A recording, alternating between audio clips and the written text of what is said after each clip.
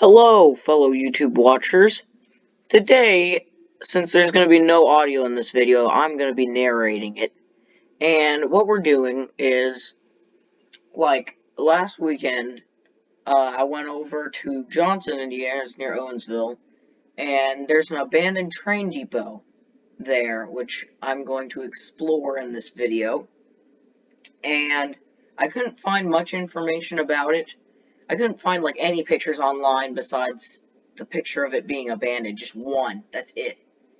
But I know a lot of the history about the line. So the line was made in 1910 by the Mount Carmel, or Evansville, Mount Carmel, and Illinois Railroad. And probably the train station was built at that time too for the railroad.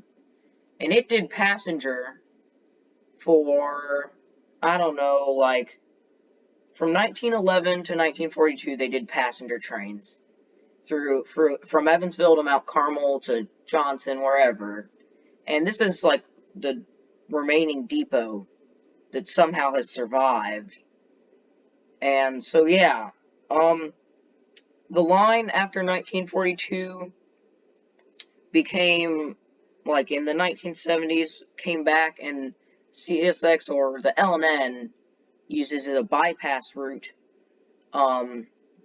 for their trains, so they could maybe bypass, their train line near 41 and all that. But I guess they stopped using it around 1980s, at least that's what I found. And they put it out of service, and it's under the ownership of Norfolk Southern when Conrail split, because it was Conrail's for a little bit, which is strange. But now it's Norfolk Southern's, but it basically is abandoned. Even though it says it was not in service, it's abandoned. So yeah, let's just get straight into it. So we start off, I pan the camera, and here's this weird looking old depot that, I mean, is pretty cool. I can't believe it survived this long, but it looks like a lot of things are broken. On the Google Earth images, Google Maps, it looked a lot better condition than this, so it's been deteriorating in the recent years. But I'm going around, and you see here that, yeah, it's not doing too well. But here's the rail line, and here's another angle, and the room we just looked at, that's going to be the waiting room. But that concrete slab right there, that's where a signal would go, and you can see another rail. But next I go up on this concrete thing, and I'm just looking around, and there's this room, and then here's another room, there's my dad, and I walk around. I shouldn't be commenting this much, but there's a lot. It looks pretty cool so far, and there's some graffiti, but not much. Not many people probably know about it. And so, yeah, I'm just looking at the top. And then I found this sliding door, which is pretty cool, because there's I got a picture of it. The things that slide were really cool. They're really antique. I don't know how they survived, but then I noticed that there's a hole in the roof, and it was probably caused by the fire, as you can see. So that's a pretty bad hole in the roof. That's going to cause some problems. And then we go over here. There's a chimney. And then I go down the stairs to the waiting room, where you'd probably get your tickets and wait for your train. I figured out later. And you can see the walls are so, like, have just worn away. It's pretty cool. Like, there's just little tiny strips left. But yeah, the floor's still intact somehow, but everything else isn't doing too well. And I figured out there was a desk right there where my camera's pointing. Right below there, there was probably a desk right there, probably where you get your tickets. But now we look outside, and that concrete post I said, that was probably where a signal was for trains to go. That's what I would think, because train stations have that. In Princeton, Indiana, there's one of those. And then I go over here, and I look out the window. I'm just waiting for my train to come, but it's never gonna come.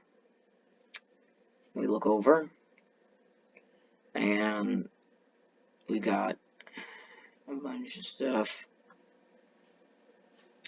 Next, I'll walk out of the room, because I've seen it all, basically. I like how the windows are tall, but yeah. I jump down, and we have another outside view. But now we're going to walk along the train line, the Evansville, Mount Carmel, and Illinois Railroad. And again, this wasn't abandoned, it was put out of service, but now it's just in really bad condition. I don't know if they could bring it back. So yeah, I couldn't find a date on the rails because they're like buried. So, I mean, there's a lot different, but they were pretty cool to see. I also explored another part of the rails where there's like a tunnel and where another train line, the CE and I think, went underneath this rail line. And both those lines are abandoned now, so that's pretty cool.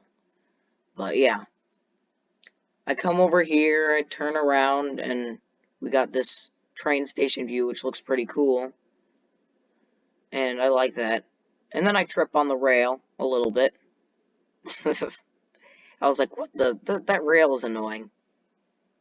So we go over here, and I don't know about this grain elevator, but I know in the Google Earth image, it had like the LGB grain company. So maybe this rail might have been abandoned like really recently. Maybe they still use this for grain and then it stopped right here. I don't know. But you can see that the rails go right next to it. And here I turned my camera because I thought I heard something in that shed or whatever. But yeah, these rails would have been for the grain. As you can see up there, there's like two pipes. Oh wait, am I not going to show? Okay. Well, those would have filled up the grain hopper cars. Oh my goodness. But yeah, I'm surprised these rails weren't taken out by now, but we're getting towards the end of the video, and we have this, we just have the rails that just go into the woods, and they keep going. They were never taken out, so they're still there, and they eventually go down all the way to Evansville, and some cool parts. But yeah, I turn around, and as you can see, that woods is really thick. I mean, how could it be like that? But this train station was really cool. I liked it.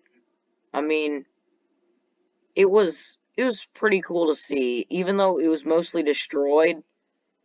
It was just really cool because I've never been in an abandoned train station. Well, yeah, I have, but it's just neat. I like exploring abandoned places. And this one, I wish it was restored, but who knows? I could not find anything on it besides on the Abandoned Rails website. There was a picture, but there's no information. And that kind of sucks. But yeah, that'll end the video. Thank you for watching. If you like the narration, tell me in the comments because I've never done it. And I hope it was good, but I don't know if it was good or not. I mean, it's my first time doing it. So I'll see you guys later. Good.